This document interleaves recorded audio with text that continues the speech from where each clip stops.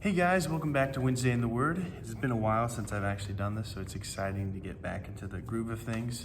But I've really been enjoying what we've been doing with Wednesday in the Word, having different voices come in, as well as just having it more topical rather than going through one book of the Bible at a time or something.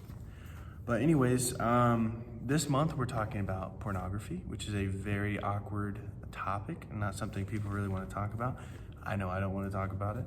But I want to thank Edward as well as Steve Etner for being willing to talk about this and putting yourselves out there into that awkward situation.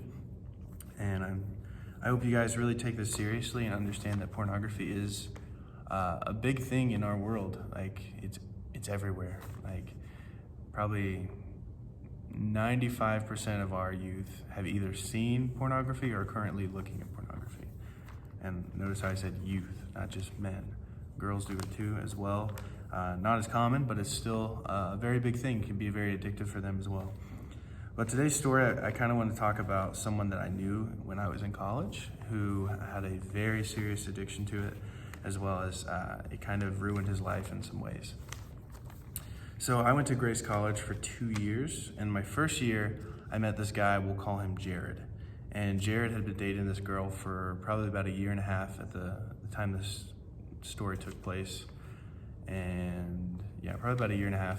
And so he was highly addicted to pornography before he had started dating her, the entire time they were dating, and I haven't seen him in probably a year, so I don't know how he's doing.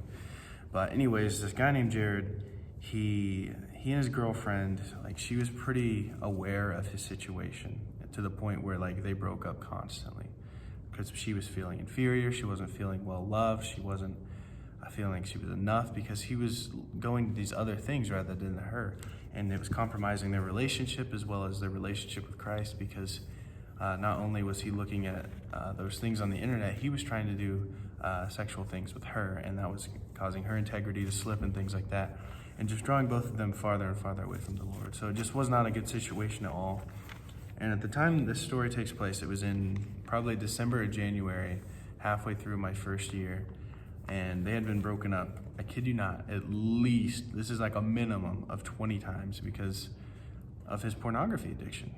It got to the point where, like, she would say, like, we're over until you figure this out. And so they'd break up for a day or two, and then he'd come back and he'd say, I'm over it, like, I'm not gonna do it anymore, like, I'm serious this time, like, I'm not gonna do these things.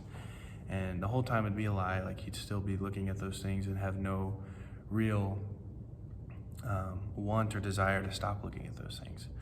And so it was just back and forth, back and forth, back and forth, until finally it was like she wasn't taking it back.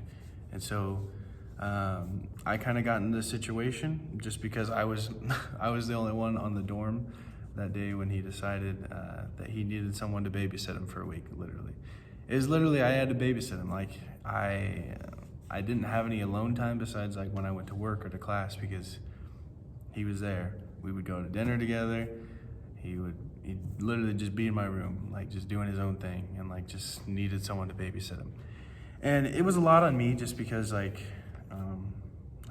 he was in my space and like I wanted to do my own thing, but I was just kind of like, he opened up and like spilled everything that was going on. And like I knew his relationship was rocky because I would see them all the time fighting and all the time like breaking up and then going back together, and then he just spilled his guts about his addiction to pornography. And so I babysat him for 7 to 10 days. I don't remember exactly how long, but it was a good amount of time where I spent just spending time with him. And then they got back together, and then COVID hit, and then I never saw him again after that. But he was so addicted to it that it literally controlled his life. It controlled him to where the point, like, he needed a babysitter. This is a grown man, like 20 years old, needing another 20-year-old to babysit him so that he won't look at things on the internet. That's how powerful addiction is, and especially when it comes to pornography, because it's not just like a drug or a sensation that you can hide in a drawer. It's on your phone, it's on your computer, it's on your TV, it's everywhere. It's on the things that you have most. And so one of the things that we need to do if we're trying to get over an addiction, especially when it's pornography, is to find accountability. You see, Jared found me as his accountability accountability partner. I was there for him, and I was sitting there like holding his hand as he was going through this and just getting away from it. And another thing that we need to do is from 1 Corinthians 6:18, flee from sexual immorality. Flee. We need to get away from it. So I remember a friend back home, at the time he wasn't like addicted to pornography or anything, but it's still a struggle. Like, we're human beings, and every day, at least for men, for sure. Women, probably, I don't know. I'm not a woman, I can't really speak to that. But every day, at least for men, like, we have sexual temptation everywhere. It's in our society, it's in our thoughts, it's in our homes, it's everywhere. And we need to not give in to that. And 1 Corinthians 6:18 says, flee from sexual immorality. I had a friend back home, and for whatever reason, his family was going on vacation, but he couldn't go. And I don't remember what the reason was, it doesn't really matter, but he knew that he was going to be home alone for 2 weeks. And rather than even just having that temptation there, he disconnected the Wi-Fi router and threw it in the RV before they left.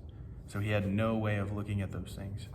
And at first I was kind of like, well, that's kind of silly. Like, you can't like watch TV, you can't do this and that. But like, in reality, like, sometimes to not give in to temptation, we have to do that extreme thing. We have to go to the extreme. And my friend was doing that.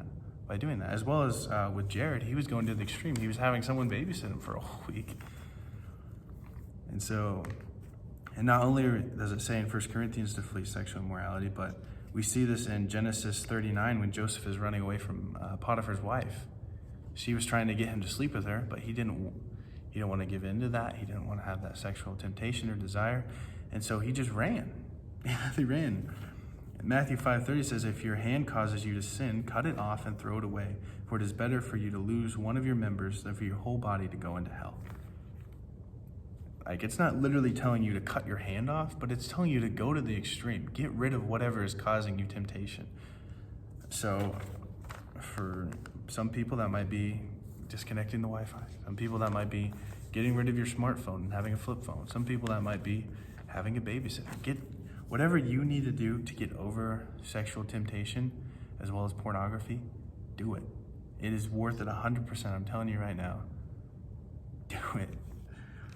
As well as, so first, we need accountability. You need to find someone that you trust, someone that you can just tell all your dirty secrets to, someone who's not going to judge you, and someone who's going to help you through it and be there. Because the thing is, temptations aren't just something that's for you. Everyone has these temptations, everyone. And they're not going to be like, oh, you're tempted by that. They're going to be like, yeah, I feel you. And they're going to understand because they know and they have gone through that as well. So find accountability. And second is to go to the extreme. Get rid of it. Whatever you need to get rid of it. And third is God calls us to be noble. Isaiah 32:8 says, he who is noble plans noble things. As on noble things he stands. And here in this specific verse, when it's talking about noble, it means a man's eagerness to do more than the bare minimum. Be noble. Don't just not do it, but get rid of it and help others through this, because it's something that we all struggle with.